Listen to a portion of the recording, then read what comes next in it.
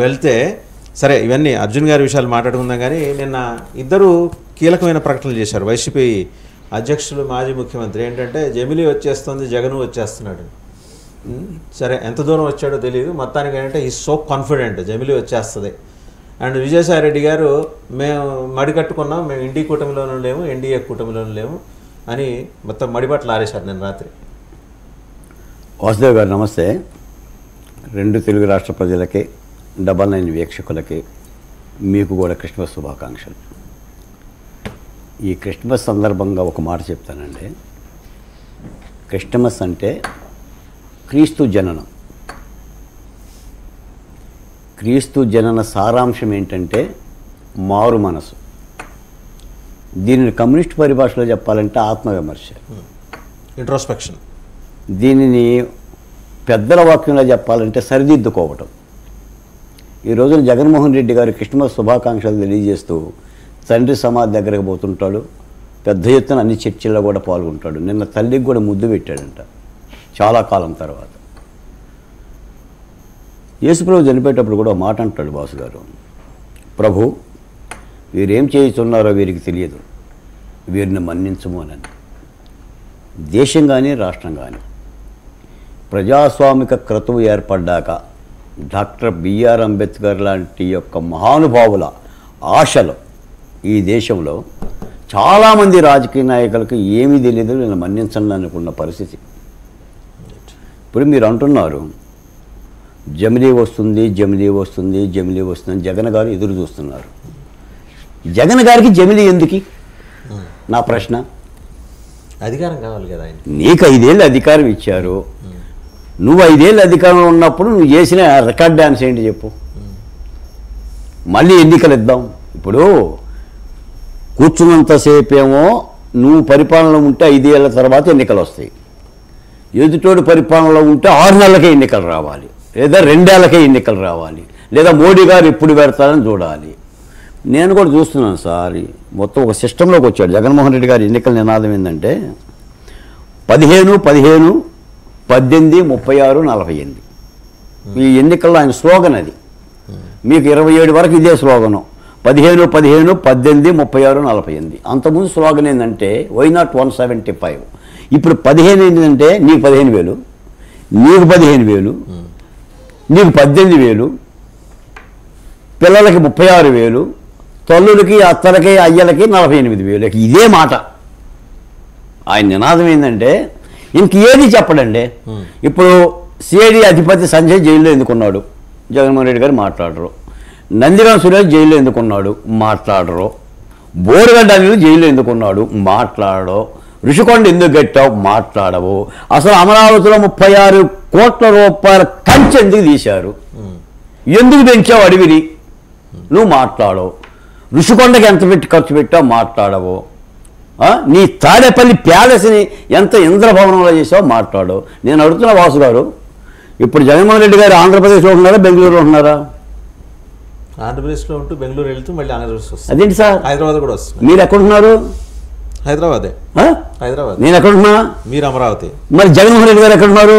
ఉండాలి న్యాయానికి అమరావతి. అమరావతిలో ఉండాలి. ఎందుకు ఉండలేదు అంటే అధికారంలో ఉంటేనే ఆంధ్రప్రదేశ్లో ఉంటావు, అధికారం పోతేనే యలహంక ప్యాలెస్లో ఉంటావు. దీన్ని ఎలా అంటారు సార్ రాజకీయాలు? మీకు ఇచ్చిన అధికారాన్ని దుర్వినియోగం చేసుకొని ఒక మాట ఏంటంటే, ఒకటి ఆయన బెంగళూరు వెళ్ళొస్తున్నాడు, ఇల్లు అయితే ఖాళీ చేయలేదు. ఇల్లు ఎవరికి? మరి మీరు అధికారంలో ఉన్నప్పుడు చంద్రబాబు నాయుడు గారినే ఉన్నారు, పవన్ కళ్యాణ్ గారినే ఉన్నారు. చంద్రబాబు గారు ఇప్పుడు ఇల్లు కట్టుకుంటున్నారుగా. కాదండి, వీళ్ళు అధికారం ఉన్నప్పుడు రోజా గారు కానీ, నందిగాం సురేష్ కానీ, లేదంటే జోగి రమేష్ కానీ, కొడాల నాని కానీ వీళ్ళు టూరిస్టులాగా పక్క రాష్ట్రంలో ఉండి ఆంధ్రప్రదేశ్కి వస్తున్నారు అన్నారా? ఆంధ్రప్రదేశ్ మీద కొంచెం నిదానంగా ఉండాలి, ఎందుకంటే ఆయన రేపో మాపు తెలుగుదేశంలో చేరబోతున్నాడు కాబట్టి ఎవరు నిదానంగానే ఉండాలి. ఎందుకంటే ఆ ఇండికేషన్స్ ఉన్నాయి జోగి రమేష్కి సంబంధించి. సో జోగి రమేష్ కూడా తెలుగుదేశంలోకి వస్తాడా? ఆ ఇండికేషన్స్ ఉన్నాయి, పార్టీ నుంచి కూడా కనిపిస్తూ ఉన్నాయి. అంటే ఇప్పుడు మీరే అన్నారు కదా ఈరోజు క్రిస్మస్, ప్రభువు క్షమిస్తాడు, ఆయన కూడా క్షమిస్తాడు పార్టీలోకి. ఇప్పుడు నేను జగన్మోహన్ రెడ్డి గారు మారు మనసు పొందాలని నేను కోరుకున్నా. మీరు చంద్రబాబు నాయుడు గారు మారు మనసు పొందొచ్చు కదా. సరే ఒకసారి మన నాగార్జున గారి దగ్గర. నాగార్జున గారు, ఇండి కూటమికి అలాగే ఎన్డీఏ కూటమికి సమాన దూరం పాటిస్తాం. విజయసాయిరెడ్డి గారికి నిన్న బోధివృక్షం కింద బుద్ధుడికి జ్ఞానోదయం అన్నట్టు ఆయన ఆ ప్రెస్ మీట్లో మీడియాతో మాట్లాడితే ఆయన జ్ఞానోదయం అయింది. మేము 2 కూటములకి దూరం. ఒకటికి స్పష్టంగా కనిపిస్తుంది అంటే రేపు పొద్దున రాజ్యసభలో బిల్లులు వస్తాయి కదా, ఏది వక్ఫ్ బోర్డు బిల్లు, అప్పుడు ఏంటంటే ఈ ప్రభుత్వ దుర్నీతిని వ్యతిరేకిస్తూ వాళ్ళు వాకౌట్ చేస్తారు, ఆటోమేటిక్గా అది మద్దతు ఇచ్చినట్టే కదా. సో దానికైతే గ్రౌండ్ ప్రిపేర్ చేస్తున్నట్టు అనిపించట్లా? అవును. ఇప్పుడు అసలు ఈ విజయసాయి రెడ్డి కానీ వీళ్ళు వాదన ఎలా ఉంటుందన్నా, వీళ్ళు ఒక మాట మీద నిలబడరు. 2019 ఎలక్షన్ టైంలో అయిపోయిన తర్వాత 24 ఎలక్షన్ టైంలో వీళ్ళు ఏమన్నారు, వై నాట్ 175, సింహం సింగిల్గా వస్తే అన్నారు. నేను కాక మొన్న వాళ్ళు ఢిల్లీలో ధర్నా చేస్తే వాళ్ళ సపోర్ట్ వీళ్ళ సపోర్ట్ అడిగారు. వీళ్ళు ఒక్కరు చేసుకోవచ్చుగా, నిజంగా వీళ్ళు సింగిల్గా వచ్చే వాళ్ళైతే వీళ్ళు ఒక్కరు సపోర్ట్ చేసుకోవచ్చుగా. సరే, అది పోయింది. ఇప్పుడేమంటున్నారు విజయసాయి రెడ్డి గారు, మేము ఎన్డీఏకి దూరంగా ఉండు, ఇండియా కూటమికి దూరంగా ఉండు, రెండింటికి మా సంబంధం లేదు అంటారు. కానీ వీళ్ళు లెగిస్తే విజయసాయి రెడ్డి గారు ఎవరితో జాంజిగిరిగా ఉంటారంటే ఎన్డీఏ కూటమితో ఉంటారు, బీజేపీతో ఉంటారు. స్టేట్లోనూ వీళ్ళిద్దరు కొట్టుకుంటూ ఉంటారు, టీడీపీ అని యాజ్ వెల్ యాజ్ వైసీపీ కొట్టుకుంటూ ఉంటారు.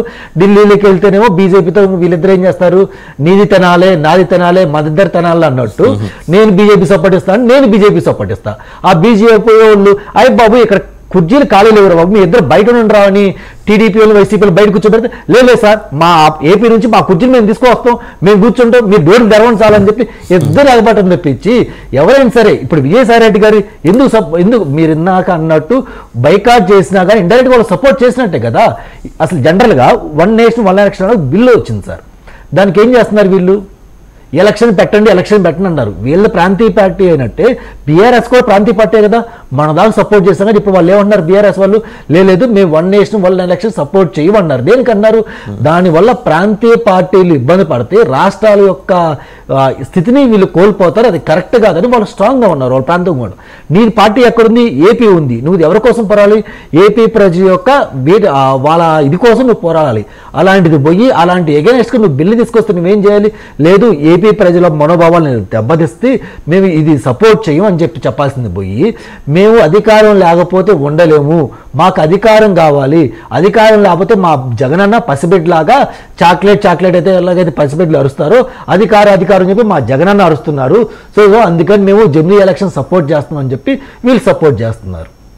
నిజంగా వీళ్ళు బాలకోట గారు ఇందాకన్నట్టు వీళ్ళు 2019 గెలిచినప్పుడు 5 సంవత్సరాలు వీళ్ళకి అధికారం ఇచ్చారు కదా, 5 సంవత్సరాలు అమలు ఇచ్చారు కదా.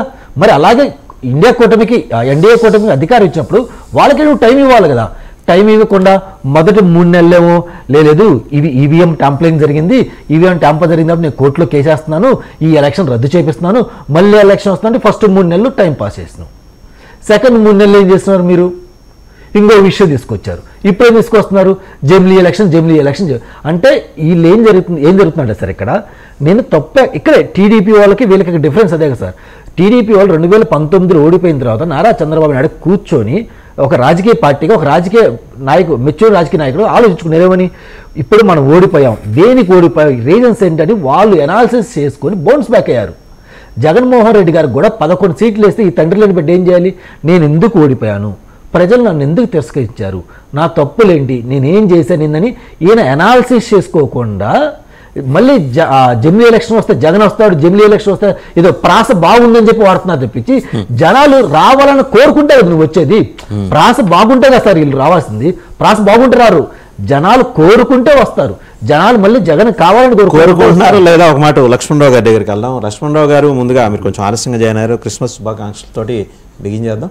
సో మొత్తానికి ఏంటంటే నిన్న చాలా ఉత్సాహంగా మాట్లాడారు మీ నాయకులు ఇద్దరు, మీ పార్టీ అధ్యక్షుడు జగన్మోహన్ రెడ్డి గారు, అలాగే మీ ఎంపీ విజయసాయి రెడ్డి గారు.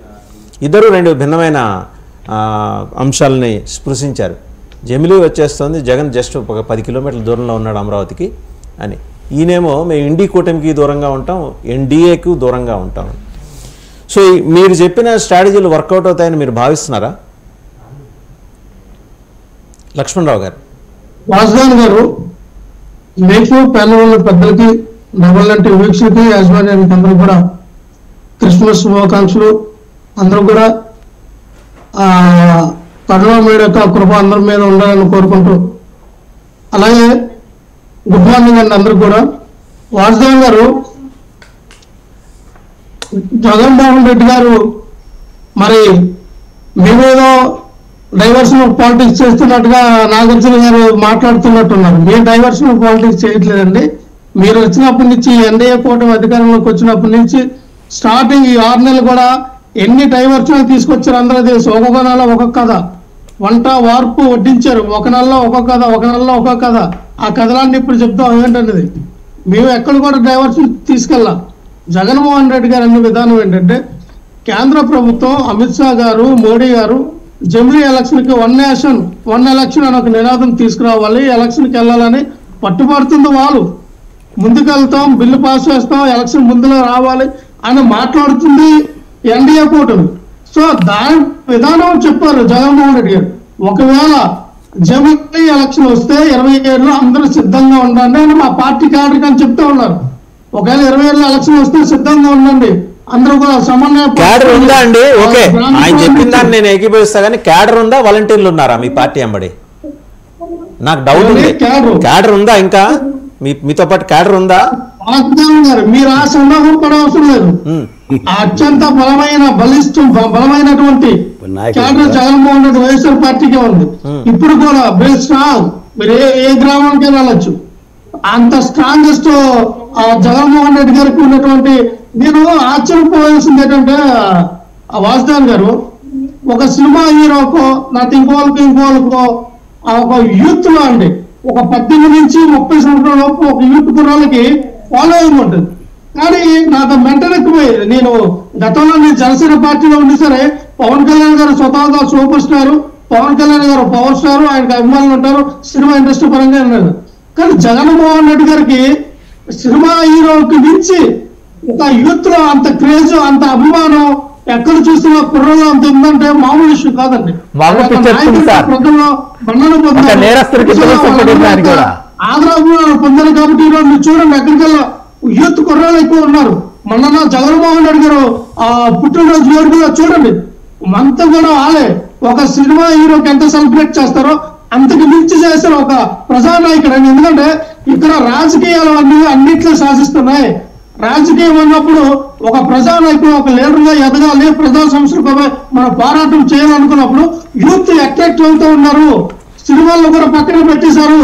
రాజకీయాల వైపు యూత్ కూడా టర్న్ అయ్యిందంటే దానికి ఓన్లీ 1 రీజన్ ఫర్ జగన్మోహన్. సరే, మీరు అన్నారు చాలా ఆశ్చర్యపోవాలి అని చెప్పేసి. ఖచ్చితంగా మీతో పాటు వచ్చి ఎక్కడికి రమ్మంటే అక్కడికి వచ్చి ఆశ్చర్యపోతాం. కానీ సోషల్ మీడియాలో నిన్న ఆయన మాట్లాడిన తర్వాత ఏమొచ్చిందో సార్, జమిలీ ఆయన ఆకాంక్షిస్తున్నారు, బాగానే ఉంది, జమిలీ వస్తే పులివెందులు కూడా పులిహోర అయిపోతుందని రాస్తున్నారు సోషల్ మీడియాలో. ఏం సార్, పులివెందులు కూడా పులిహోర అయిపోతారు అని రాజశేఖర్ గారు. ఎవరు పులిహోర అవుతారో, ఎవరు పిల్లలు అవుతారో, ఎవరు పటాస్ మటాస్ అవుతారో ఖచ్చితంగా రేపు జమిలీ ఎలక్షన్ వస్తే తెలుస్తాయి. 6 నెలల్లో మీరు పీకిదేమి లేదు, 6 నెలల్లో ఇంతకన్నా మేము సాధించింది ఏమీ లేదని చెప్పి పరిపాలిస్తున్నటువంటి ఎన్డీఏ కూటమి ఈ రోజు అర్థమైపోయింది. ఇంకా మరొక 4.5 సంవత్సరాల అధికారం ఉన్నా మనం చేసింది పీకలేదో నాకు అర్థమైపోయింది పవన్ కళ్యాణ్ గారికి, అలాగే చంద్రబాబు నాయుడు గారికి. ఎందుకంటే అన్నం ఉడకగానే మనం అన్నం అంతా ఉడకవసరం లేదండి, 4 మెట్లు తీసి ఈ అన్నం ఉడికిందా లేదో అని చెప్పవచ్చు. అలాగే 6 నెలల పరిపాలన బట్టి చెప్పవచ్చు ఎన్డీఏ కూటమి సత్తా ఏంటో ఇది పరిపాలించగలరా పరిపాలించలేరా అని. జగన్మోహన్ రెడ్డి గారు కాదండి, అంటే ఒక 4.5 ఏళ్ళు ఆగండి, ఎందుకు తొందరపడతారు? తల తాకట్టు పెట్టేలా ప్రజలకు ఇచ్చిన మాట నిలబెట్టాలి, వాళ్ళకి ఇచ్చిన హామీలు నెరవేర్చాలని చెప్పి తలని తాకట్టు పెట్టాల, రాష్ట్రాన్ని తాకట్టు పెట్టారని వీళ్ళందరూ అంటున్నారు. ఆయన తల తాకట్టు పెట్టం కాదు, రాష్ట్రాన్ని తాకట్టు పెట్టారని మిగిలిన పార్టీలను అంటున్నాయి. మళ్ళీ మీ దగ్గరకు వస్తా, ఒకసారి మన ఊట్ల సురేంద్ర నాయుడు గారి దగ్గరికి వెళ్దాం. సురేంద్ర నాయుడు గారు, సరే ఈ గోళ ఈ జమిలీ ఇవన్నీ మనకు ఎందుకులేండి, కానీ ఇంతకీ ఇండస్ట్రీ ఈరోజు సాయంత్రం రేపు పొద్దున విజయవాడకి తరలిస్తుంది. ఎందుకంటే షార్ట్లీ ఇండస్ట్రీ పెద్దలు ముఖ్యమంత్రి చంద్రబాబు నాయుడు గారిని కలవబోతున్నారట. ఈ హెరాస్మెంట్ ఏంటి, ఈ వేధింపులు ఏంటి, ఈ టార్గెట్లు ఏంటి, ఏది ఒక సినిమా సక్సెస్ అయిన తర్వాత ఈ రకంగా దాన్ని సెంట్రిక్గా చేసుకొని ఈ తరహా రాజకీయాలు ఏంటి, మునుపెన్నడు లేదు. ఆ మాటకు వస్తే కాంగ్రెస్ పార్టీ ముఖ్యమంత్రి మర్రి చెన్నారెడ్డి గారు స్వయంగా బతిమలాడి ఏఎన్ఆర్ గారిని, ఎన్టీఆర్ గారిని బతిమలాడి హైదరాబాద్కి ఇండస్ట్రీని తీసుకొచ్చారు. నిజంగా ఆయన కృషిని ఈరోజు మనం గుర్తు చేసుకోవాలి. మరి ఇవాళ ఇండస్ట్రీయే బతిమలాడుతోంది చంద్రబాబు నాయుడు గారిని, మేము వచ్చేస్తాం ఆంధ్రప్రదేశ్ అని. సార్, ముందుగా మీకు ప్యానల్లో ఉన్నటువంటి పెద్దలకు, అదేవిధంగా 99 న్యూస్ ఇప్పిస్తున్నప్పుడు ప్రేక్షకులకు అందరికి కూడా శుభోదయం తెలియజేసుకుంటూ, సార్ ఇప్పుడు ఏదైతే తెలంగాణలో జరిగిన ఇష్యూ మీద 2 విధాలా మనం ఆలోచించాలి సార్. మనము ఒక సినిమా రిలీజ్ అయినప్పుడు అక్కడ క్రౌడ్ ఉండేటప్పుడు మనం కూడా తల్లిదండ్రులు కూడా బిడ్డలను తీసుకెళ్లేటప్పుడు కొంచెం ఆలోచించి తీసుకెళ్ళాలి. అంత రష్ లో మనం తీసుకెళ్ళడం అవసరమా, మనకి ఎందుకు అంత అవసరం అనేది కూడా ఆలోచించాలి. సరే జరిగిపోయిన తర్వాత ఏదైతే సినిమా హీరో ఉన్నారో వాళ్ళు కూడా వెంటనే స్పందించుండాలి. వెంటనే స్పందించి పొరపాటు జరిగిపోయింది, ఆ కుటుంబాన్ని నేను ఆదుకుంటాను, ఆ బిడ్డను నేను ఆదుకుంటాను, ఆ తల్లి లేని లోటు నేను ఖచ్చితంగా తీరుస్తాను, నేను ఆ ఇంటికి బిడ్డనవుతాను అని చెప్పి ఒక మాట చెప్పుకుంటే ఇంకొక రకంగా ఉండేది. సరే అది జరిగిపోయింది.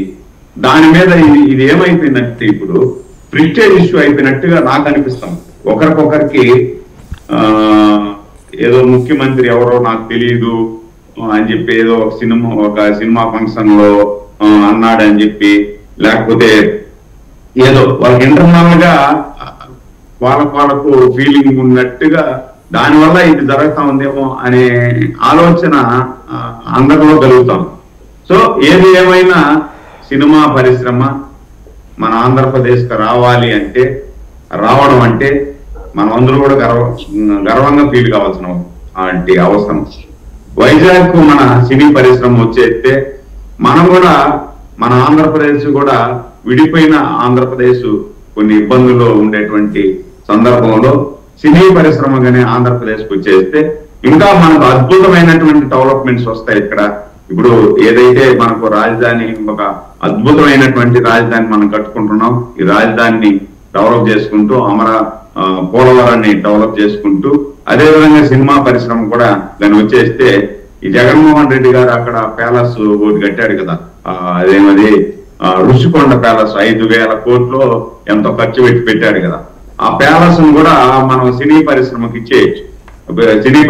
ఇచ్చేసి అక్కడ షూటింగ్స్ అవన్నీ తీసుకునే ఆస్కారం కూడా ఉపయోగపడుతుంది. కాబట్టి మనం దాన్ని చంద్రబాబు నాయుడు గారిని ఏదైతే సినీ పరిశ్రమ వర్గాలు కానీ సినీ పరిశ్రమలో ఉన్నటువంటి పెద్దలు కానీ బ్రతిమాలాల్సినటువంటి అవసరం కూడా.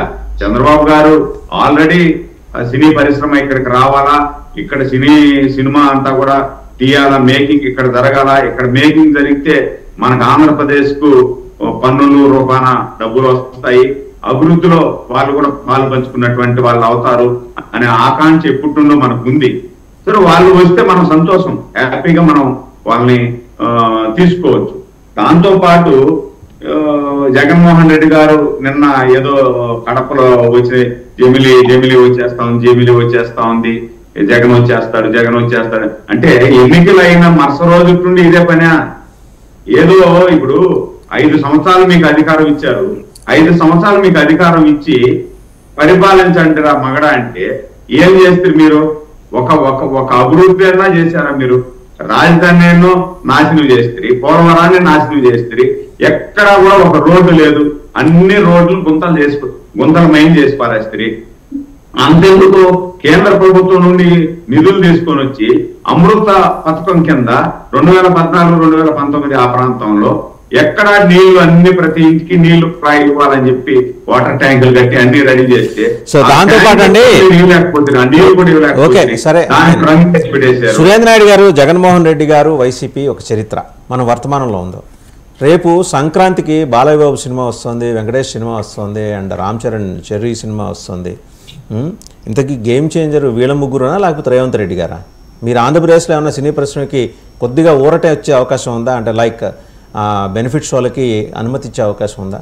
ఎందుకంటే వారం రోజులే సినిమా లైఫ్, వారం రోజులే, ఆ వారం రోజులు వచ్చే డబ్బులే ఇండస్ట్రీలో మరి సర్క్యులేట్ అవ్వాలి. అలాగే దాని మీద డిపెండ్ అయిన పరోక్షంగా లక్షలాది మంది, ప్రత్యక్షంగా వేలాది మందికి డిపెండ్ అయి ఉన్నారు.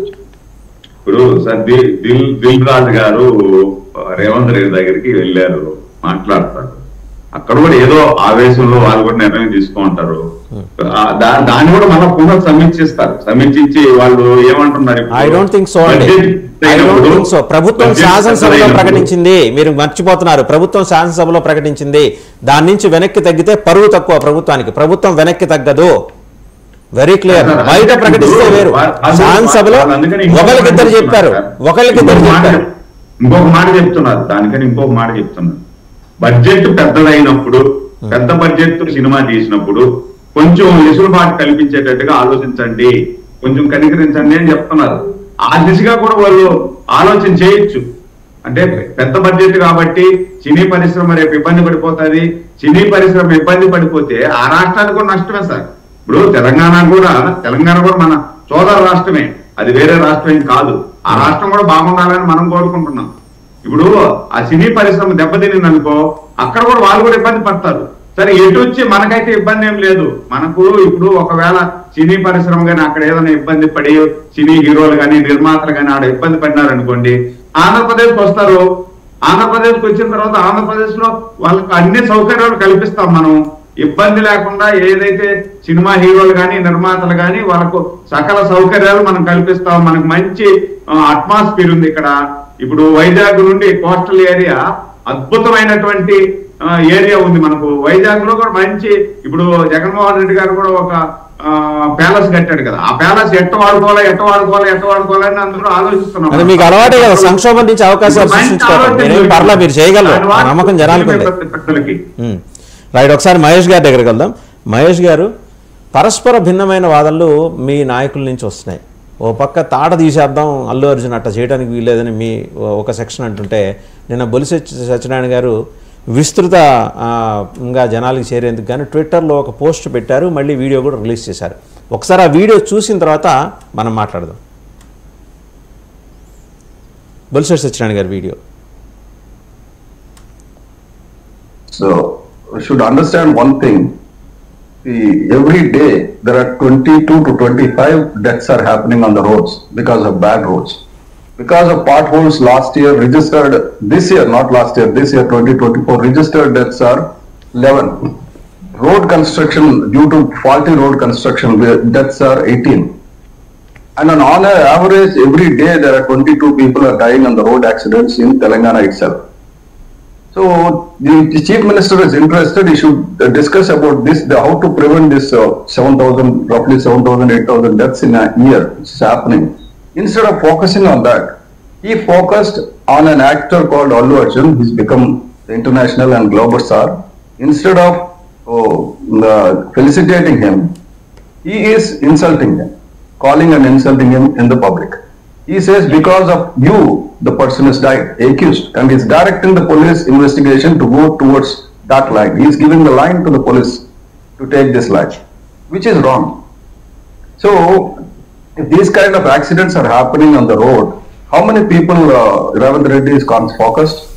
Roughly about 7,000-8,000 people are dying every year.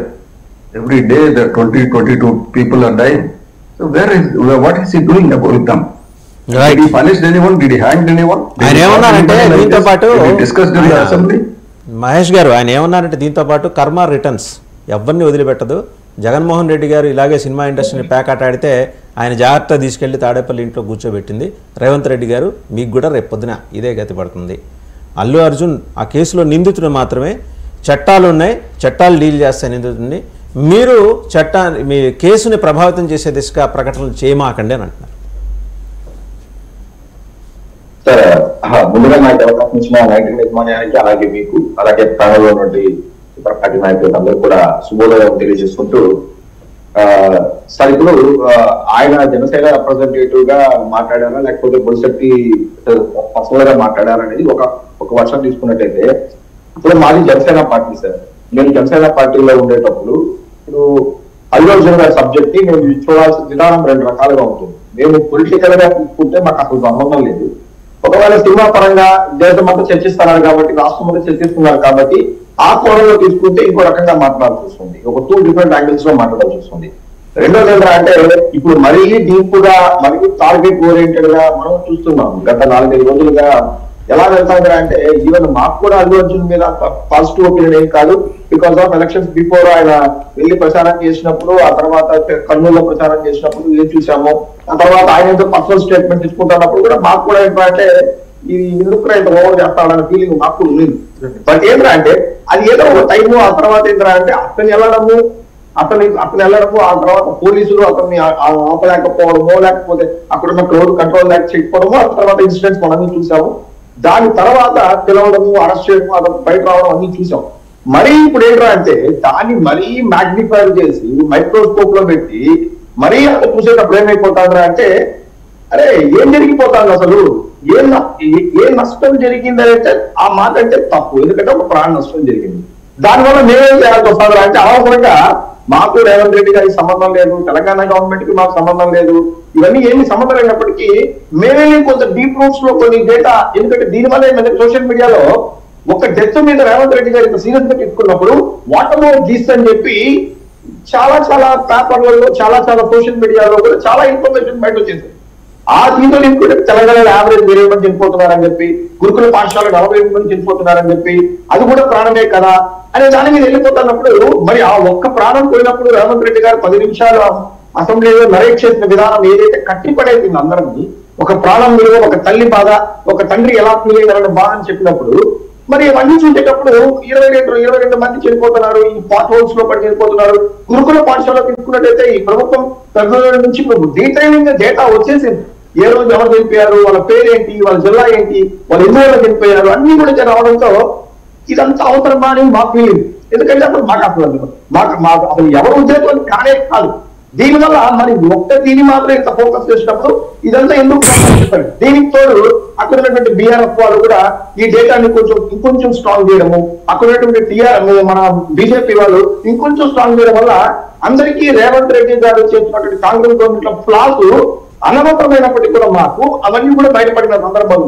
ఇది కంపారిజన్ లో ఏదైతే వచ్చినప్పుడు ఇది అనవసరంగా ఇంత టార్గెట్ చేయాల్సిన అవసరం లేదు అనేది అనవసరంగా రేవంత్ రెడ్డి గారు మీద. ఎందుకంటే రేవంత్ రెడ్డి గారు ఏ విధంగా కష్టపడి ఆడ గవర్నమెంట్ ఫామ్ చేశారో, as one of the chief minister గానో లేకపోతే బెస్ట్ ఆడిటర్ గా ఆయన మాట్లాడే విధానం కానీ, ఒక స్పోర్ట్స్ పర్సన్ కానీ, అవన్నిటికీ we're learning so many things from Revanth Reddy garu. But ఏమైపోయింది అంటే ఆ కాన్సెప్ట్ ని మీరు అన్ని వదిలేసి దాని మీద ఫోకస్ చేయడంతో డెఫినెట్లీ రేవంత్ రెడ్డి గారు దొరుకుతారు, డౌట్ అయితే లేదు. ఎందుకంటే అలా అయిపోయింది. ఎందుకంటే అందరూ వచ్చి చెప్తున్నారు కదా, అందరూ వచ్చి అదే మాట్లాడుకున్నప్పుడు this is the biggest problem. ఆ వర్షంలో చెప్పుకుంటే అడుగుతున్నాను సార్. రెండోది మీరు సార్ ఇది ఒక చిన్న సబ్మిషన్ అంటే జమిలీ ఎలక్షన్స్ గురించి జగన్మోహన్ రెడ్డి గారు మాట్లాడారు అంటే మీరు అందరూ ఏంటంటే సార్ జమిలీ ఎలక్షన్స్ మీద ఎప్పుడైతే మన బిల్లు పాస్ అయిందో ఆ తర్వాత చాలా అమెండ్మెంట్స్ తీసుకురావాల్సిన పని ఉంది, కాన్స్టిట్యూషన్ లో చేంజెస్ తీసుకురావాల్సి వస్తుంది. ఇవన్నీ చూసినప్పుడు నిజానికి ఒక్క బేసిక్ నాలెడ్జ్ ఉన్నా, చిన్న బేసిక్ నాలెడ్జ్ ఉన్నా, ఒక చిన్న రాజకీయ అవగాహన ఉన్నా కానీ 80% జనరల్ ఎలక్షన్స్ బిఫోర్ 2029 రాదు. చిన్న బేసిక్ నాలెడ్జ్ ఉంటే కూడా చాలు. దీనికి మనము లా కమిషన్ రిపోర్ట్స్ కానీ లేకపోతే నీతి ఆయోగ్ రిపోర్ట్స్ కానీ ఇవన్నీ కూడా మనం చూడాల్సిన అవసరం కూడా లేదు. ఇట్స్ జనరల్ గా మనం ఎప్పుడన్నా జనరల్ గా థింక్ చేసినా కానీ అంటే కొంత ఇన్ఫర్మేషన్ మన మీద pros and cons of general elections ఉంటాయి కానీ 80% కూడా నాకు 2029 బిఫోర్ అయితే ఆ తర్వాత కూడా ఎప్పుడు వస్తుంది కూడా అనేది కూడా ఎవరు కూడా అంత ఖచ్చితంగా షెడ్యూల్ చెప్పలేదు. బికాస్ దాంట్లో చాలా ప్రోస్ ఉంది, చాలా కాన్స్ ఉంది, చాలా ఒకటి మహేష్ గారు జమిలీ భారతదేశానికి కొత్త కాదు. ఒక్క నిమిషం మహేష్ గారు, జమిలీ భారతదేశానికి కొత్త కాదు. లాల్ బహదూర్ శాస్త్రి గారు వారికి పూర్వం జవహర్లాల్ నెహ్రూ గారు ఉన్న సమయంలో కూడా బ్రహ్మాండంగా జరిగినాయి. ఒక స్టేట్ ఫ్రెష్గా ఎలక్షన్ జరిగిన స్టేట్ ఎలక్షన్స్ కూడా డిజాల్వ్ చేసి అసెంబ్లీ డిజాల్వ్ చేసి ఎలక్షన్స్కి పోయారు. సో ఇప్పుడు కావాల్సిన అమెండ్మెంట్స్ మెరుపుల మహేష్ గారు వైపు నుంచి ఏంటి అమెండ్మెంట్స్ సజెస్ట్ చేస్తున్నారు? అలా కాదు సార్, అంటే వెరీ సింపుల్ సార్. ఇప్పుడు నేను కూడా ఆ జనరల్ ఎలక్షన్స్ ఎప్పుడైతే వచ్చిందో డెఫినెట్లీ ఏదో ఒక రోజు డిబేట్ లో మాట్లాడాల్సిన పరిస్థితి వచ్చింది. కాబట్టి just I go through that, I got lot of information అంతా తీసుకోవడం జరిగింది. ఇప్పుడు 1951 లో జరిగింది, 57 లో జరిగింది, 62 లో జరిగింది, 67 లో జరిగింది. బికాస్ ఆఫ్ ఇందిరాగాంధీ తీసుకున్న ఒక డెసిషన్ వల్ల పైకి వెళ్ళి బ్రేక్ అయింది అనేది కూడా తీసుకున్నాం. శశి తరూర్ గారు లాంటి వాళ్ళు ఒక బోల్డ్ స్టేట్మెంట్ ఏంటంటే మామూలు ఎలక్షన్లకి 10 రూపాయలు ఖర్చు అవుతుంది, జమిలీ పోవడం వల్ల 5 రూపాయలు ఖర్చు అవుతుంది పర్ హెడ్ ఓటర్ మీద అని చెప్పి చాలా సింపుల్ గా ఆ తీసుకొని పడేశారు. There are lot of advantages in జమిలీలో కూడా చాలా అడ్వాంటేజెస్ చాలా ఉన్నాయి. అంటే జమిలీకి పోవడం వల్ల ఏంటంటే అంటే ఒక ఏం చెప్తారంటే sir reports, this is all the reports made by the law commission reports and నీతి ఆయోగ్ వాళ్ళు చెప్పిన రిపోర్ట్స్ తీసుకున్నట్టయితే 5 years ఆఫ్ టెన్యూర్ లో 9 months కేవలం ఈ యొక్క మోడల్ కోడ్ ఆఫ్ కండక్ట్ వల్ల లేకపోతే ఈ యొక్క రూల్స్ అండ్ రెగ్యులేషన్స్ వల్ల ఎక్కడో ఒక దేశంలో జరగడం వల్ల పాలసీస్ ముందుకు తీసుకోలేకపోవడం, డిసిషన్ తీసుకోలేకపోవడం వల్ల మనం యావరేజ్ గా 5 years లో ఒక 9 months మన గవర్నమెంట్ రూలింగ్ లో ఉండదు. ఒక ఆ పవర్ లేని గవర్నమెంట్ అది మళ్ళీ మాట్లాడదాం కానీ మళ్ళీ మాట్లాడదాం. నా ప్రశ్నకు మీ దగ్గర నుంచి ఇంకా సమాధానం రాలా. బొలిశెట్టి గారు ఏమన్నారు? అయా జగన్మోహన్ రెడ్డి గారు ఇలాగే ఇండస్ట్రీని గోకి ఇప్పుడు ఎక్కడున్నారో చూసాం కదా, రేపు పొద్దున మీకు కూడా అదే గతి పట్టింది. మా పవన్ కళ్యాణ్ గారు గోకారు, ఇవాళ అల్లు అర్జున్ గోకినా మీకు అదే పరిస్థితి అనే సందేశం స్పష్టంగా చెప్పారు. ఈ గోకుడు ఆపండి, లేకపోతే బాధుడు వేరేగా ఉంటది అనే సందేశం రేవంత్ రెడ్డి గారు అల్లు అర్జున్ గారిని తీసుకున్న సబ్జెక్ట్ వేరు, జగన్మోహన్ రెడ్డి గారు పవన్ కళ్యాణ్ టార్గెట్ చేసిన సబ్జెక్ట్. అసలు చెప్పాలంటే 10 రూపాయల టికెట్ సార్, 10 రూపాయల టికెట్. ఇట్లాంటి రోజుల్లో 10 రూపాయల టికెట్. బట్ ఆ ప్రొడ్యూసర్ కూడా ఏమైపోలేదు, సూర్యనాగవంశీ కూడా ఏమైపోలేదు. సో వాళ్ళు 10 రూపాయల టికెట్ పెట్టినా దాన్ని ఎలా తీర్మానం ఇచ్చేస్తారన్నది అందరికీ తెలుసు. సో జగన్మోహన్ రెడ్డి గారు పర్సనల్ గా పవన్ కళ్యాణ్ గారిని టార్గెట్ చేశారు, పర్సనల్ గా టార్గెట్ చేశారు, ఇండస్ట్రీని టార్గెట్ చేశారు. సార్ నాతో ఒక అన్న, ఇప్పుడు ఇక్కడ జరిగింది ఏంటి, ఇక్కడ జరిగింది ఏంటి, ఇక్కడ జరిగింది ఏంటి అంటే బొలిశెట్టి గారు సీనియర్ లీడర్ మీ పార్టీలో, మీరు ఇప్పుడు ఆయన విశ్లేషణ చాలా సమగ్రంగా చేసుకుంటూ వచ్చారు. ఆయన అనేది ఏంటి, ఆ తరహాలోనే ఇక్కడ కూడా పర్సనల్ గా టార్గెట్ చేస్తున్నారు, అది ఉచితం కాదు అని అంటున్నారు ఆయన. అంటే అది మర్యాద కాదన్నట్టు. సార్ అది ఇప్పుడు అది సార్, ఇప్పుడు ఆ రోజు మీరు పోలీస్ ప్రొటెక్షన్ పెంచున్నా ఈ ప్రాబ్లం రాదు.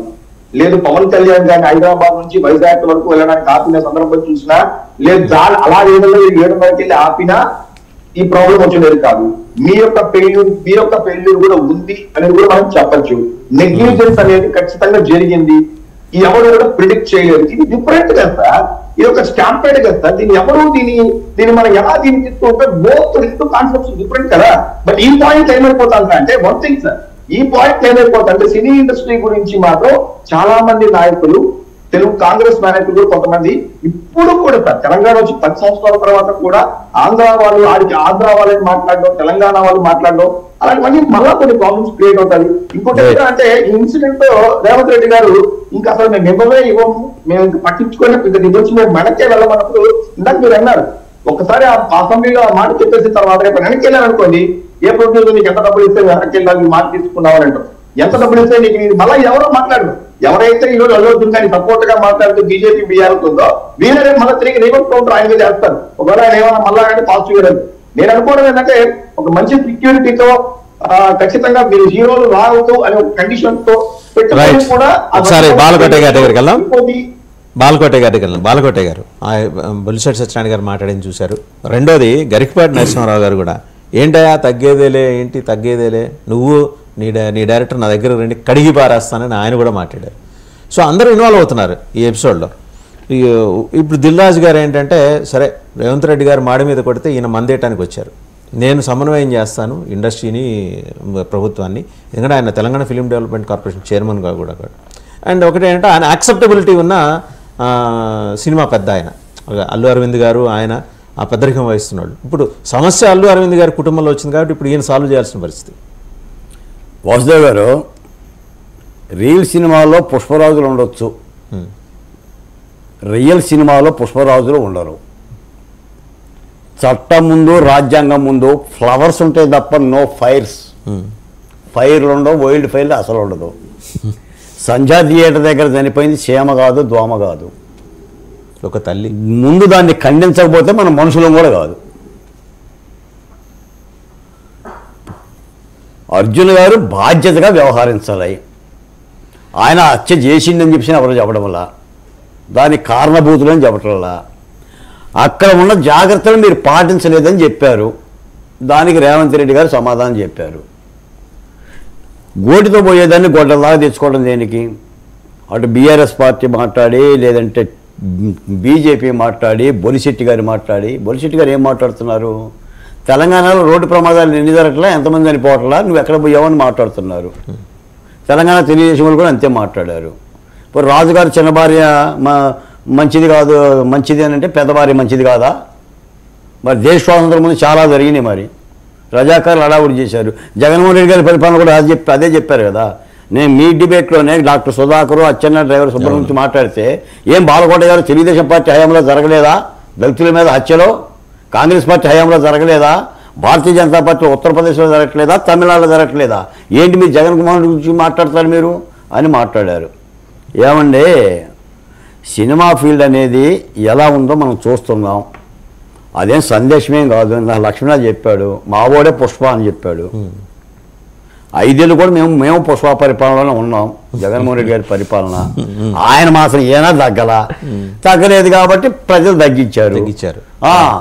అల్లు అర్జున్ రేవంత్ ఎట్ట తగ్గించాడో ఆంధ్ర రాష్ట్ర ప్రజలు జగన్మోహన్ రెడ్డి గారు అట్ట తగ్గిస్తారు, ఎవరినైనా తగ్గిస్తారు ప్రజల మాట వినకపోతే. అది ఒక సంఘటనగానే చూడాలండి. ఇంతటితో నాకు తెలిసి దీన్ని ఏమి రాద్ధాంతం అయినా అర్జున్ గారికి వచ్చి నష్టమే ఉందండి. ఇప్పుడు కోర్టు ప్రొసీజర్ ఒకటి ఉంది, అసలు అర్జున్ గారిని ఎందుకు అరెస్ట్ చేస్తారు సార్? ఎట్టి పరిస్థితులు అరెస్టులు ఉండవు. మన కోర్టులు ఉన్నాయి, కింది కోర్టు, మధ్య కోర్టు, పై కోర్టు. మేము ఎంతమందిని అరెస్ట్ చేసాం ఆంధ్రప్రదేశ్లో? కూటమి రావడానికి ముందు కూడా ఇదిగో అరెస్ట్ చేస్తామని అన్నారు. వైసీపీ పరిపాలనలో నుండే నో నోటీస్, ఓన్లీ అరెస్ట్. ఇప్పుడు కూటమి పరిపాలనలో ఓన్లీ నోటీస్. 41 ఇస్తాం, 42, 43 ఇస్తాం. వాడు హైకోర్టుకి, సుప్రీంకోర్టుకి వెళ్ళి బెయిల్ తెచ్చుకునేందుకు వెయిటింగ్ చేస్తాం. ఏదో బోరగడ్డ నీళ్ళలో నందిగం సురేష్ను లోపలేస్తాం. ఇంత తప్ప ఏముందంటే మీరనే నష్టమేముంది చెప్పండి? సమాజంలో దళితులకు ఒక రకంగా న్యాయం చేస్తున్నారు, అంటే వాళ్ళని ఇగ్నోర్ చేస్తున్నారు. నాన్ దళిత్స్ అయితే వాళ్ళని ప్రొటెక్ట్ చేసుకుంటూ వస్తున్నారు. 2 చోట్ల ఇదే జరుగుతుందా? No controversial at all. Doctor B R Ambedkar పుట్టిన గారి దగ్గర నుంచి సమాజంలో ఇప్పటికీ కుల వివక్షత ఉంది ఉంది ఉంది. అది రాజకీయాల్లో ఉంది, ఆర్థికంగా ఉంది, గౌరవంలో ఉంది, పదవుల్లో ఉంది, బతుకు తెరువుల్లో ఉంది. చనిపోతున్న వాళ్ళు ఎవరు, అంధరాలు ఎక్కుతున్న వాళ్ళు ఎవరు? అందులో మాత్రం నేను ఇట్టి పరిస్థితుల్లో రాజీ పడేదే లేదు. వివక్షత ఉంది కాబట్టే అమిత్ షా గారు ఎప్పటికీ కూడా పార్లమెంట్లో అంబేద్కర్ ప్రస్తావన చేశాడు. మీరు దేవుణ్ణి పూజించండి, అంబేద్కర్ గారిని పూజించమాకండి, పుణ్యమన్నా అసలు దేవుని పూజిస్తానని. అంత అవసరం ఏముందండి అమిత్ షాకి? హూ ఈజ్ అమిత్ షా గారు? ఏం తెలుసు రాజ్యాంగం గురించి? జమిలీ పెడితే రాజ్యాంగమా ఏంటి? మహాత్ములంటే ఈ దేశం 144 కోట్ల మంది ప్రజలు బతుకుతున్న ప్రజలకు ఇచ్చిన రాజ్యాంగ విధానం అండి. అది దాటండి. ఈ రోజున నువ్వు జమిలీ పెట్టాలన్నా కూడా జమిలీ సంగతి పక్కన పెట్టి మరి మీరెందుకు వాయిస్ రైజ్ చేయట్లా? ఒక బోరుగడ్డ అనిల్కి విషయంలో, ఒక ఆయన పేరేంటి, బాపట్ల ఎక్స్ ఎంపీ నందిగం సురేష్ విషయంలో జరుగుతున్న దాని మీద వాసు గారు, బోరుగడ్డ నీళ్ళు, నందిగం సురేష్ దళితులు కాబట్టి లోపలేశారని నేను చెప్పటంలా. దళితులు వాళ్ళు తప్పు చేశారు కాబట్టి లోపలేశారు. బోరుగడ్డ నీళ్ళు తప్పిదం బోరుగడ్డ నీళ్ళకు ఉంది, నందిగం సురేష్ తప్పిదం నందిగం సురేష్కు ఉంది. కాబట్టి వాళ్ళిద్దరే ఎందుకు కనిపిస్తున్నారు ఆంధ్రప్రదేశ్లో? ఇతర సామాజిక వర్గాలు ఎందుకు కనిపించట్లా? కొడాలి నాని, వల్లభనేని వంశీ, మంచి ప్రశ్న వేశారు. దానికి మన సురేంద్ర నాయుడు గారు సమాధానం. వాళ్ళు ఎందుకు కనిపించట్లేదు? సురేంద్ర నాయుడు గారు ఇప్పుడు ఆయన లేవనెత్తిన పాయింట్ వ్యాలిడ్ పాయింటే. వీళ్ళే ఎందుకు కనిపిస్తున్నారు, వాళ్ళు ఎందుకు కనిపించట్లా? కొడాలి నాని, వల్లభనేని వంశీ, పేర్ని నాని, వీళ్ళందరూ, అలాగే ద్వారంపూడి చంద్రశేఖర్ రెడ్డి, వీళ్ళందరూ ఎట్లా కన్వీనియంట్గా ఎస్కేప్ అయిపోతా ఉన్నారు? వాళ్ళకి మాత్రం నోటీసులా? సార్ ఇప్పుడు అన్న చెప్పింది అక్షరాల సత్యం. అందరినీ అరెస్ట్ చేయాలా, irrespective of caste to irrespective of region. దళితులకు ఒక న్యాయము, అగ్రవర్ణాలకు ఒక న్యాయము, లేకపోతే ఇంకో. దయచేసి అగ్రవర్ణాలు అనే మాట వాడకండి. ఇతర కులాలు, అగ్రవర్ణం చెప్పి పుట్టాడు ఆడేమన్నా అగ్రవర్ణంలో? ఆ మాట వాడమాట. అది లేదు, అది లేదు. ఇతర కులాలు అంతే. ఆయనకన్నా స్ట్రాంగ్ గా మాడతా ఆ విషయంలో మాట అంటున్నా అంతే. ఇప్పుడు ఎవరైనా ఒకటే. ఇప్పుడు కొడాలి నాని ఏమి 15 నెలలకు పుట్టాడా? వాడు పుట్టింది కూడా 9 నెలలకే కదా. వల్లభనేని వంశీ పుట్టింది కూడా, వాడు పుట్టింది కూడా 9 నెలలకే కదా. కాబట్టి అంటే ఒక లెక్కన చెప్పాలంటే వీళ్ళకంటే వాళ్ళు ఎక్కువ హింసించారు. వీళ్ళకంటే ఎవరైతే బోరగడ్డ అనిల్ ఉన్నాడో ఇతని కంటే కూడా వల్లభనేని వంశీ, కొడాలి నాని, లేళ్ల అప్పిరెడ్డి వీళ్ళు ఇంకా ఎక్కువ హింసించారు తెలుగుదేశం పార్టీ కార్యకర్తలని, నాయకుల్ని. అదేవిధంగా నా తల్లి లాంటి భువనేశ్వరమ్మ హననం, వ్యక్తిగత హననం చేసింది వీళ్ళిద్దరే, వాళ్ళు కాదు. వాళ్ళేదో ఇక్కడ మాట్లాడినారు. వాళ్ళు సాక్షాత్ అసెంబ్లీలో ఇష్టానుసారం చంద్రబాబు గారిని ముసలోడు అని మాట్లాడాడు. ఏమని చంద్రబాబు గారిని ఖజ్జోరు నాయుడు సొత్తు కానిది అని మాట్లాడారు. ఇన్ని మాట్లాడారు. కానీ ఎందుకు వాళ్ళు అరెస్ట్ చేయకుండా ఉన్నారనేది నేను కూడా తెలుగుదేశం పార్టీ అధికార ప్రతినిధిగా అయినా కూడా నేను దీన్ని ఆక్షేపిస్తున్నాను. నా బాధే కాదు, రూట్ లెవెల్లో ఉన్నటువంటి కార్యకర్తలకు అందరికీ కూడా ఇదే విధమైనటువంటి బాధ ఉంది. కొడాలి నానిని ఎప్పుడు అరెస్ట్ చేస్తారు? వల్లభనేని వంశీని ఎప్పుడు అరెస్ట్ చేస్తారు, అదే విధంగా లేళ్ల అప్పిరెడ్డిని ఎప్పుడు అరెస్ట్ చేస్తారు అని చెప్పి అంతెందుకండి కాకినాడలో ఆయన భీము కుంభకోణం చేశారు చూడండి, ఆయన పేరు ఏం పేరు ద్వారంపూడి చంద్రశేఖర్ రెడ్డి. ద్వారంపూడి చంద్రశేఖర్ రెడ్డి అయితే ఆయన మాట్లాడినటువంటి భాష చంద్రబాబు గారిని, లోకేష్ బాబు గారిని, పవన్ కళ్యాణ్ గారిని కూడా ఆయన మాట్లాడినటువంటి భాష ఈ రోజుకి తలుచుకుంటే కూడా గుండెలు అలిసిపోతాయి. ఆ విధమైనటువంటి భాష మాట్లాడారు.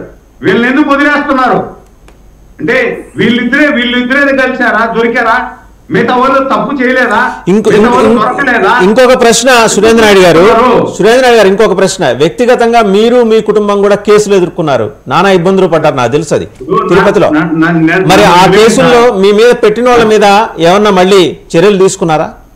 సార్ నన్ను వదిలేను సార్. నేను వీళ్ళు ఎన్ని చేసినా ఏమి చేయకపోయినా నేను కార్యకర్త సార్, తెలుగుదేశం పార్టీ నాయకుడు. నేను నా ప్రాణం పోయినా ఈ షర్ట్ వేసుకొని చచ్చిపోతాను. అంతేందుకు సార్, నా మీద 14 కేసులు పెట్టారు.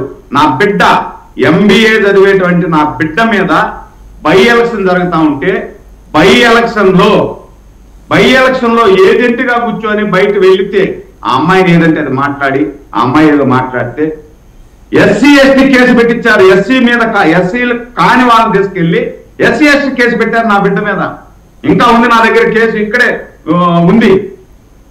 ఇన్ని చేశారు అంటే అంతే. ఇప్పుడు రూట్ లెవెల్లో ఉన్నటువంటి కార్యకర్తల బాధ, మనోబాధ ఎందుకు ఇంకా ఉపేక్షిస్తున్నారు? ఇందాక పెద్దలు చెప్పినట్టు దాంట్లో ఏమో నో నోటీస్, ఒక పోస్ట్ పెట్టినా కూడా ఎత్తు లోపలేసేసింది. ఈడేమో ఎంత జరిగినా, ఎన్ని కేసులైనా, ఎన్ని ఇబ్బందులు పెట్టినా డైరెక్ట్ గా మ్యాన్ హ్యాండ్లింగ్ చేసిన వాళ్ళ మీద కూడా నోటీస్ మాత్రమే ఇస్తారు. నోటీస్ ఇచ్చి మళ్ళీ వెయిట్ చేస్తారు 20 రోజులు, 25 రోజులు. వాళ్ళకు కోర్టులో నుండి బెయిల్ వచ్చిందా లేదా, యాంటిసిపేటర్ బెయిల్ వచ్చిందా, వచ్చింటే ఇప్పుడు చూడండి, ఇప్పుడు మాట్లాడండి. ఎందుకు ఇది అంటే వాళ్ళని బెయిల్ తీసుకోండి. మీరు మమ్మల్ని అడగడం కాదండి, మీ ప్రభుత్వాన్ని అడగండి. అదే మీ ప్రభుత్వం అడగండి. ఈయన బాధ కూడా అదే కదా, మీ ప్రభుత్వాన్ని అడగమంటున్నారు. ఛానల్ ద్వారా నేను 99 ఛానల్ ద్వారా మా ప్రభుత్వ పెద్దలు ఎవరైనా చూస్తారేమో, చూసి మారతారేమో అనే బాధ నాకు కలుగుతాం సార్. నా బాధ ఒకటి కాదు సార్, ఇది నా బాధ ఒకటే కాదు సార్, మా అన్న బాధ ఒకటే కాదు సార్. రూట్ లెవెల్లో ఉన్నటువంటి కార్యకర్తల మనోవేదన ఉంది. ఇంత చేస్తా ఉన్నా కూడా మళ్ళీ ఒక పక్క జగన్మోహన్ రెడ్డి గారు చెప్తాడు, మా కార్యకర్తలందరినీ అరెస్ట్ చేస్తున్నారు, మా వాళ్ళందరినీ అరెస్ట్ చేస్తున్నారు. ఈ ఊరికి చెప్పుకోవాలి మేము, మాకు అర్థం కాదు. వాళ్ళని అరెస్ట్ చేస్తున్నారు అంటారు, వాళ్ళ కార్యకర్తలను అరెస్ట్ చేస్తున్నారు అంటారు. ఏమి కర్మ ఇది అర్థం కావట్లేదు. ఇప్పుడు బాలకోటన్న చెప్పింది 100% సత్యం. నేను ఆయనతో ఏకీభవిస్తాను. ఎందుకంటే ఉన్నది ఉన్నటువంటి మాట్లాడేటువంటి నైజం ఆయన. నేను ఎప్పుడైతే అమరావతి పోరాటంలో ఆయన పోరాట పట్టిన చూసి ఆయనకి ఏకలవ్య శిష్యుడు అయిపోయినాను. నేను వాస్తవం చెప్తున్నా. నేనేదో ఆయన ఉన్నారని మాట్లాడడం కాదు. తిరుపతిలో అదేమది దేవస్థానానికి వచ్చినప్పుడు 2 రోజులు నేను ఆయనతో కూడా కలిసి నడిచా. ఆయనలాగా తయారు కావాలి, మనకు ఏదో పోస్ట్ ఇచ్చినా ఇవ్వకపోయినా ప్రజల కోసం పనిచేయాలా అనే ధ్యేయంతో నేను పనిచేస్తున్నా. మీరే బాలకోట గారు చెప్పాలనుకుంటున్నారు, ఆయన చెప్పాడు, నేను కూడా ఒప్పుకుంటున్నా. అంటే నేను కార్యకర్తగా ఒప్పుకుంటే ఇంకొక రకంగా అవుతుందేమో గానీ ఏది ఏమైనా పార్టీ నా మీద చర్యలు తీసుకున్నా నేను ఉండి చెప్పాల్సిన బాధ్యత నా మీద ఉంది. కింద స్థాయిలో కార్యకర్తలు గాని ప్రజలు గాని ఈ బాధ అయితే పడుతున్నారు. ఎందుకు వల్లభనేని వంశీని అరెస్ట్ చేయలేదు, ఎందుకు కొడాలి ఒకసారి మాట్లాడతారు, బాలకోటే మాట్లాడతారు ఒకసారి. వాసుదేవ్ గారు, శ్రీకాళహస్తి దేవస్థానం మహాపాదయాత్రలో నేను సురేంద్ర గారిని కలిసి నడిచిన వాడిని. ఆ ప్రాంతం కూడా వీళ్ళందరూ అరెస్ట్ అయిపోయి నాకు ఎన్నోసార్లు పట్టాభి గారి చెప్పమని లేదా లోకేష్ గారి అపాయింట్మెంట్ ఇప్పించమని నాకు ఇప్పటికి కూడా చాలామంది ఉండండి. ఒక యథార్థం చెప్పానంటే పండగ పూట వైసీపీలో అరాచకాలు చేసిన వాళ్ళని అరెస్ట్ చేస్తున్నారా, ఎంతమంది అరెస్ట్ చేశారు, ఎందుకు అరెస్ట్ చేయలేదు, వాళ్ళు బెయిలు పోయేంతవరకు ఎందుకు మీరు ఆగుతున్నారు అనే అంశాలు పక్కన పెట్టండి. ఈ 5 ఏళ్ల విధ్వంసంలో అలా పసుపు చొక్కాలు వేసుకొని ప్రాణాలు పెట్టుకొని బతికిన వాళ్ళు, అసలు చంద్రబాబు నాయుడు గారు అరెస్ట్ అయితే లోకేష్ కంటే ఏడ్చిన వాళ్ళు ఆంధ్రప్రదేశ్లో నాకు తెలుసండి. ఒగచిన వాళ్ళు. రాష్ట్రంలో అమరావతి రాజధాని లేకపోతే అదే శ్రీకాళహస్తిలో వర్షంలో పడుకున్న సందర్భాలండి ఆ రైతులు. అంటే నేను అనుకున్న అర్ధరాత్రి పూట వెళ్ళి ఆ పాదయాత్రలో ఈ రాష్ట్రానికి రాజధానికి భూమినిచ్చి వర్షంలో స్థలం లేక ఆ రోజు పోలీసులు మాకు స్థలాలు ఇవ్వకపోతే వాళ్ళు పడ్డ ఆవేదనలో వీటికి న్యాయం జరగాలన్నది ఈ రోజున సురేంద్ర గారు మాట్లాడుతుందండి. ఈ రోజు నేను ఈ పండుగ పూట చెప్తున్నాను సార్, చంద్రబాబు నాయుడు కేసులు, ఆయన బిడ్డ మీద పెట్టిన కేసు ఇవన్నీ నాకు పర్సనల్గా తెలుసు వ్యక్తిగతంగా. ఇలాంటి సురేందర్ రాష్ట్ర వ్యాప్తంగా ఉన్నారు సార్. నేను ఒక దళిత బహుజన కులాలుగా నా గురించి కూడా నేను చెప్తున్నాను, నేను తెలుగుదేశం పార్టీ కార్యకర్తల గురించే చెప్తున్నా. ఈ రోజున కూడా వైసీపీ నాయకులు రావటం మూలాన, గ్రామ స్థాయిలో మండల స్థాయిలో వైసీపీ కార్యకర్తలు రావటం మూలాన తెలుగుదేశం కార్యకర్తలు వెనక్కి వెళ్ళిపోయారు, వైసీపీ కార్యకర్తలు ముందుకు వచ్చారు. ఇప్పుడు ఆ యొక్క పరిస్థితి కూడా గ్రామాల్లో కనిపిస్తుంది. నాయకులు సార్, నాయకులు రెండో శ్రేణి నాయకులు అయిపోతున్నారు. ఇది మాత్రం యథార్థం అండి. సరే ప్రభుత్వం ఎలా తీసుకుంటుంది, చంద్రబాబు నాయుడు గారు బాలకోట మాట వింటాడా లేదని నాకు తెలియదు, కానీ ఇదంతా పరిశీలించాల్సిన అంశమే. లక్ష్మణ్ గారు ఏంటి బాలకోట గారి మాట చంద్రబాబు నాయుడు గారు వినే అవకాశం? చెప్పండి. ఇదే కుప్పంకు చంద్రబాబు నాయుడు గారు వస్తే సుధాకర్ రెడ్డి అనేటువంటి డిఎస్పీ తిరుపతిలో సిఐగా చేశాడు. మా మైరుకుడు మహేష్ కూడా తెలుసు ఆయనకి. తిరుపతిలో సిఐగా చేసినప్పుడు అప్పుడు రాజశేఖర రెడ్డి గారు ముఖ్యమంత్రి, అప్పుడు పర్వాలేదు మంచోడుగానే ఉన్నాడు ఆయన. ఎప్పుడైతే డిఎస్పీ ప్రమోట్ అయిపోయి చిత్తూరుకి వెళ్ళి చిత్తూరు నుండి కుప్పానికి వెళ్ళాడో పొలిటెడ్ అయిపోయాడు. చంద్రబాబు గారు దిగితే నాకు ఈ రోజు కంటికి కనిపించినట్టు సార్, చంద్రబాబు గారి పక్కన ఉన్నా నేను. చంద్రబాబు గారి కంట్లో నీళ్లు రావడం ఒకటే తరువాయి. అంత బాధపడి మాట్లాడినా కూడా ఆయన ప్రజలను అడ్రస్ చేసేదానికి పర్మిషన్ ఇలే సార్. ఆయన మైకు లాక్కున్నాడు సార్, మైకు లాక్కొని ఏమి ఇలానే ఉంటావా నీ సంగతి చూస్తాను అని చెప్పి చంద్రబాబు గారు ఆ రోజు అన్నాడు.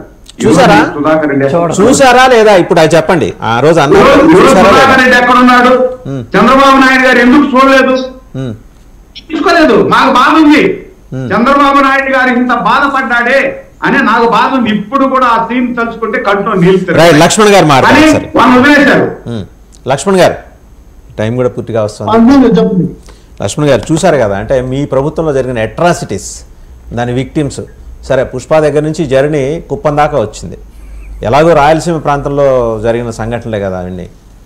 దాని మీద డిఫరెంట్ వర్షన్స్ బయటకు వస్తున్నాయి. మీరు నిన్నే అనకాపల్లి దగ్గర పుష్ప సినిమా చూసాక ఆయన బస్ ఎత్తికిపోయాడంట. సరే పట్టుకున్నారనుకోండి, ఆ ఇన్స్పిరేషన్, అట్లాంటి ఇన్స్పిరేషన్ ఆ సినిమా ఇచ్చింది. ఇందాక బాలకోటే అన్నారు 5 ఏళ్ళు మేము చూసింది పుష్ప పరిపాలనే కదా ఆంధ్రలో అని. వాసుదేవ్ గారు ఎస్సీల మీద ఎస్సీ ఎస్టీ అట్రాసిటీ కేసు నమోదు చేసి ఆ ఘనతని సాధించింది మాత్రం చంద్రబాబు నాయుడు. ఆ ప్రాతిపదికన తీసుకెళ్ళిందే చంద్రబాబు నాయుడు. గతంలో రికార్డు తెలియడం చెప్పండి, బాలకోట గారికి అనుభవం వచ్చిన ఆయనకు తెలుసు ఎంతమంది మీద ఎస్సీల మీద ఎస్టీల మీద వాళ్ళే తిరిగి ఎస్సీ ఎస్టీ అట్రాసిటీ కేసులు పెట్టారు, బనాయించారు. దీన్ని కూడా ప్రతిదీ కూడా అదే అంటారు కర్మ రిటర్న్స్ అని. ఏ కర్మ చంద్రబాబు నాయుడు గారు చేసుకుని ఆయనకు తగిలితే పుష్ప సినిమా చూసి ఇన్స్పిరేషన్ అయ్యారు. పుష్ప సినిమాలో ఒక మంచి మెసేజ్ ఉంది, మా చెడు ఏంటి ఒకటే, ప్రతి సినిమాలో చెడు ఉంటుంది, మంచి ఉంటుంది. మీరు ఏం తీసుకుంటారో అదే ఇచ్చేసి యువర్ చాయిస్. మీరు చెడు మార్గంలో వెళ్ళాలనుకున్నారో చెడు తీసుకుంటారు, మంచి మార్గంలో వెళ్ళాలన్నా మంచి తీసుకుంటారు. అతి సామాన్య కుటుంబంలో పుట్టిన వ్యక్తి ఆ స్టెప్ వైజ్ గా ఎలా ఎదిగాడు, ఎలాగా ఒక సీఎంని మార్చి స్థాయికి ఎలా ఎదిగాడు అన్నది ఒక విధానం. లేదు నేను అదే స్మగ్లింగ్ చేస్తాను, నేను ఆ రకంగా వెళ్తాను, ఇప్పుడు నేను ఇదే అసలు ఎర్రసన్నమే కాదు ఆఫ్రికన్ బ్లాక్ వుడ్ ఉంది, అదైతే 1 కేజీ 8 లక్షలు, అది ఇంకా అత్యంత విలువైనటువంటి వుడ్ కాబట్టి దాన్ని నేను రవాణా చేస్తానని చెప్పి ఇప్పుడు యూత్ దాన్ని దీనిగా తీసుకున్నారు అనుకోండి, దాన్ని మనం ఏం చేయలేం. ఒకటే చెప్తాం సార్, మతి ఎంతో గతి ఎంత అన్నట్టుగా మనం ఏది ఆలోచిస్తామో ఆ విధంగా ప్రయత్నిస్తాం, ఆ విధంగా పరిగెడతాం. సో అదే సినిమాలు తీసుకున్న వాళ్ళందరూ కూడా ఇప్పుడు ఇచ్చే సినిమాలన్నీ కూడా ఎవరు మంచి సినిమాలు తీస్తారండి. ఇప్పుడు అంబేద్కర్ జీవిత చరిత్ర తీసారనుకోండి, ఆ సినిమాలు ఎవరు చూడట్లా, ఆ సినిమాలకి ఎవరు నాశనం అవ్వట్లా. అది గాంధీ గారు తీసారనుకోండి, అది చూడట్లా, దానికి నాశనం అవ్వట్లా. మనకు మసాలా కావాలి, కమర్షియాలిటీ కావాలి. మసాలా ఉంటేనే 2 ఐటమ్స్ 4 ఫైట్లు ఉంటేనే దానికి నేషనల్ అవార్డులు ఇంటర్నేషనల్ అవార్డులు ఇస్తూ ఉన్నారు. ఇదంతా కమర్షియాలిటీ చేసినారు ప్రజలేనండి. ప్రజలే కమర్షియాలిటీ చేసినప్పుడు వాళ్ళ వ్యాపారం అది. సినిమా అనేది వ్యాపారం, వాళ్ళు వ్యాపారం చేసుకుంటారు. 100 రూపాయలు ఖర్చు పెడతారు, 2 గంటలు రావాలని వ్యాపారం చేసుకుంటారు. మనకి ఎంటర్టైన్మెంట్ కావాలి, 2 గంటలు మనకి ఎంటర్టైన్మెంట్ కావాలి, మనం సినిమాకి వెళ్తాం. అంతేగాని వాల్దాన్ గారు ఇక్కడ సినిమాల వల్ల బాగుపడిపోయారు, సినిమాల వల్ల చెడిపోయారు అనుకుంటుంది అది తప్పండి. ప్రతి దాంట్లో ఉంటుంది. ఈ రోజున రాజకీయ నాయకుల వల్ల చెడిపోయారని చెప్పడానికి లేదా? అసెంబ్లీలో మాట్లాడిన విధానాలు ఏంటి, అలాగే బయట వీళ్ళు ప్రవర్తించిన ప్రవర్తనలు ఏంటి?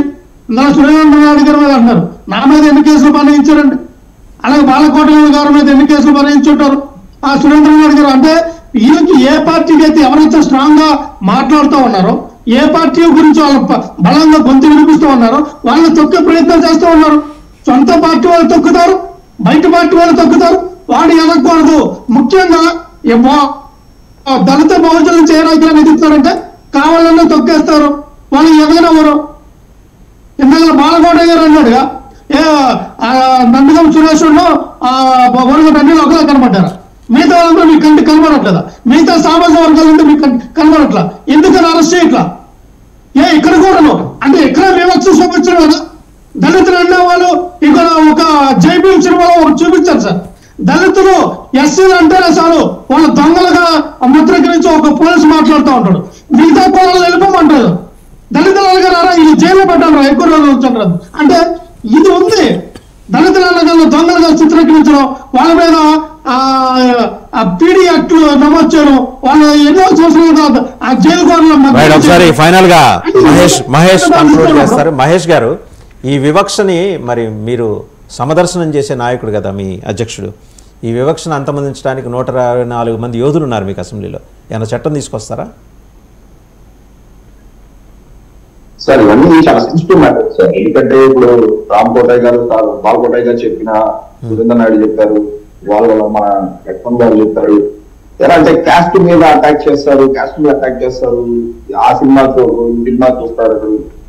ఇది ఎందుకో సార్, ఇది మీరు అన్నట్టు ఈ 164 మంది కాదు సార్. పైన ఒక పార్లమెంట్ లెవెల్లో ఏదన్నా జరిగితే తప్ప ఇలాంటి దానికైతే మాత్రం జరగదు. ఇది ఏదో మనం సినిమాటిక్ గా ఏదో పవన్ కళ్యాణ్ గారు మార్చేస్తారా, అలా మార్చేస్తారని కాదు. నేను మీ నాయకుడు ఒక్కడే మార్చేస్తాడు అలా, మీ కూటమి మారుస్తుందా అని అడిగా నేను. Very specific. కూటమి మారుతుంది అంటే ఇప్పుడు దురంధనాడు చెప్పినట్టు కరెక్టే సార్. ఇప్పుడు మన నియోజకవర్గంలో కూడా మాట్లాడిన వాళ్ళు మామూలుగానే ఉన్నారు, అదేం లేదు. కాకపోతే ఈ ప్రభుత్వం ఇలాంటి విషయాలు పక్కన పెట్టి కొంత డెవలప్మెంట్ మీద ఫోకస్ పెట్టారు కాబట్టి కనీసం, ఎందుకంటే గతంలో చేయాల్సిన పనులు చేయాలంటే ఇలాంటి పనికిరాని పనులు చేశారు కాబట్టి తీసుకెళ్లి 11 కూర్చోబెట్టారు. డౌట్ లేదు సార్. జగన్మోహన్ రెడ్డి గారికి 11 రావడానికి కారణం నేను అంటున్నాను సార్ సీరియస్లీ, చాలా నియోజకవర్గాల్లో వైసీపీ కంటే టీడీపీ తక్కువనే ప్రజలుకోవడం జరిగింది.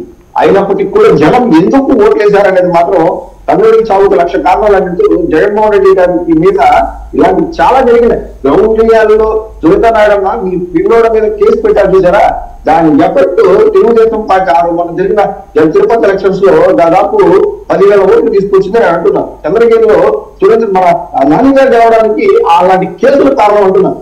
ప్రజలు సామాన్య ప్రజల మీద దాడి చేస్తే దాని రిజల్ట్ రాజకీయ నాయకులకు ఓట్ల రూపంలో మార్చి ఈ రోజు వేల తీసుకొచ్చారు. సో మీ కొడుకు చేసిన దీనికి మీ మీద పడిన ఇబ్బందికి ఆ విజయం వచ్చింది. లేదంటే ఈ రోజు మీరు చెప్పిన బాధపడేటప్పుడు ప్రజలు కూడా అర్థం చేసుకున్నారు ఆ బాధలందరూ. ఈ రోజు తిరిగి మళ్ళా వెళ్ళి అదేలాగా ఈ ప్రభుత్వం చేస్తుందా, టార్గెట్ చేస్తుందా, ఇది ఈ ప్రభుత్వం కాదు సార్. ఈ ప్రభుత్వం క్రిస్మస్ రోజు అదేదో అంటారు కదా, అదేదో మారే అవకాశం అన్నట్టు గతంలో ఉన్న వాళ్ళందరూ కూడా ఈ క్రిస్మస్ సందర్భంగా మేబీ ఒక కూటమి ప్రభుత్వంలో నాయకులు అందరూ కూడా అంటే మీరు అనేది ఏంటంటే ఈ రోజు క్రిస్మస్ సందర్భంగా కొడాలి నానికి వల్లభనేని వంశీకి ఒక్క నిమిషం అండి, క్రిస్మస్ మహేష్ గారు కొడాలి నానికి వల్లభనేని వంశీ లాంటి వాళ్ళకి, రోజా గారికి క్రిస్మస్ సందర్భంగా ప్రభుత్వం క్షమాభిక్ష ప్రసాదిస్తుందా? మారు మనసు పొంది అంటే క్షమాభిక్ష ఎవరు ప్రసాదించాలంటే ఆ యేసుక్రీస్తు గారు ఏదన్నా వాళ్ళ ఆలోచనలు బుర్రలేదన్న ఆలోచనలు పెట్టి ఇంకన్నా మనం మంచిగా మారాలి అని చెప్పి బుద్ధిలో కలిగిస్తే అలాంటి ప్రసాదించాలని కోరుకుంటున్నాం. మనం కూడా కోరుకుంటున్నాం, వాళ్ళందరూ సత్ప్రవర్తన దిశగా నడవాలని కోరుకుందాం. Thank you very much.